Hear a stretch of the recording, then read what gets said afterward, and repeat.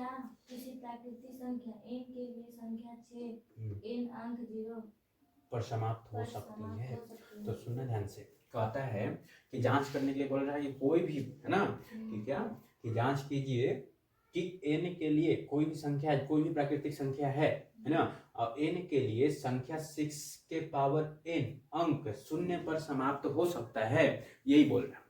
बोल रहा है ना, बोला ना, इस चीज के समझने के लिए क्या कहता है कि हमने पहले हिंदी में थोड़ा सा लिख लिया कि कोई भी संख्या है तो उसको अगर क्या लास्ट में 0 अगर आता है तो हमेशा किसके फॉर्म में टूटेगा?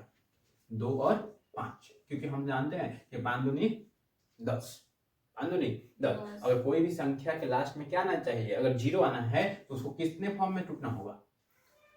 2 और 5 के फॉर्म में टूटना होगा, ठीक ना। और जब तक वो 2 और 5 के फॉर्म में नहीं टूटेगा ना, वो कभी लास्ट में 0 आ ही नहीं सकता है। तो इसीलिए हमने क्या किया कि बस इतना ही इसमें समझना है कि क्या बोला है, ऐसा सिद्ध कीजिए कि क्या कि जिसके लास्ट में शून्य है, यानी कि 6 n के पावर शून्य, क्या 6 के पावर n था ना, इसके लास्ट में शून्य आएगा कि नहीं, यही सिद्ध करना है। तो अगर जब यही सिद्ध करना है तो हम लोग को क्या पता है कि अगर कोई भी संख्या है ना कि जब तक 2 और 5 के रूप में नहीं टूट सकता है, अगर नहीं टूट सकता है तो समझो कि उसके लास्ट में 0 भी नहीं आएगा। जैसे 10 ले लिए तो 10 देखो तो सीधा सीधा 10, अगर 5 दूनी 10, अब 100 भी लेगी ना तो मैं 100 ले ली, तो इसको तोड़ते हैं, देखना 2 और 5 के रूप में, या तो खाली 2 रहेगा, जिसके क्या आगे खाली 2 के फॉर्म में टूटेगा तभी उसके लास्ट में 0 आ सकता है, या तो 5 के रूप में खाली रहे तो भी 0 आ सकता है, ठीक ना, नहीं तो ऐसे कभी भी 0 नहीं आएगा।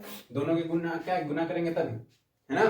तो देखो अब क्या करते हैं कि 100 को है तो तोड़ दो, कितना से 2 से 50, तो 50, फिर 2 से 25, फिर 2 से 5। तो देखो कि 2 के पावर 3, 2 के पावर 3 मल्टीप्लाई कितना 5, तो 2 × 5 के फॉर्म में टूट गया, तभी तो 0 आया लास्ट में, है ना। तुम अब कितनों भी अंक लेगी ना कि अगर उसको क्या करना है कि लास्ट में अगर 0 लाना है तो तुमको 2 और 5 के फॉर्म में तोड़ना ही होगा। जब तक 2 और 5 के फॉर्म में नहीं आएगा तो नहीं टूटेगा, 0 नहीं आएगा। तो देखो 6 कभी 2 और 5 के रूप में टूट सकता है, कितना 6 को तोड़ते हैं 2 से तो 3, तो यानी कि 2 मल्टीप्लाई कितना 3, तो कभी भी 0 आ सकता है लास्ट में।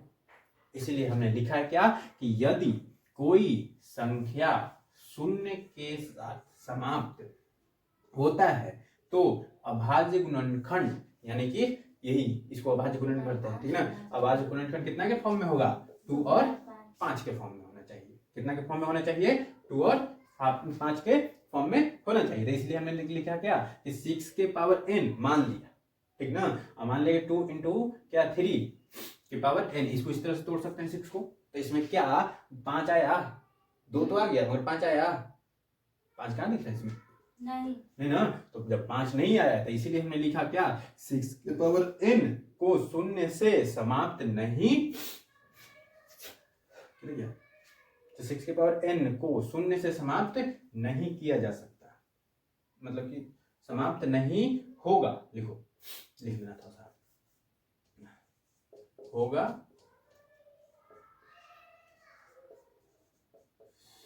क्यों कि, है ना, क्योंकि इसके अभाज्य गुणनखंडों में 2 और क्या रहा है 3 का युग्म नहीं है, ठीक ना। मतलब कि 2 और क्या कि 5 के युग्म नहीं है, इसलिए कितना किसके 2 और 5 के युग्म रहता तभी तो ये क्या हो जाता, किसके फॉर्म में हो जाता, शून्य से समाप्त होता। किससे समाप्त होता?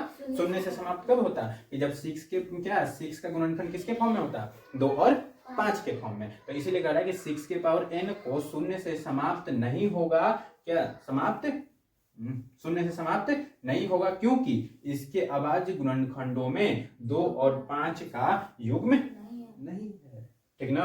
2 और 5 का युग्म होगा तभी क्या सही होगा, क्या लास्ट में क्या आने वाला है शून्य, नहीं अगर ऐसा रहता है तो कभी शून्य आएगा। तो ये बस इतना में ही क्या हो जाता है समाप्त, कहानी खत्म। ज्यादा बड़ा था, समझ में आया?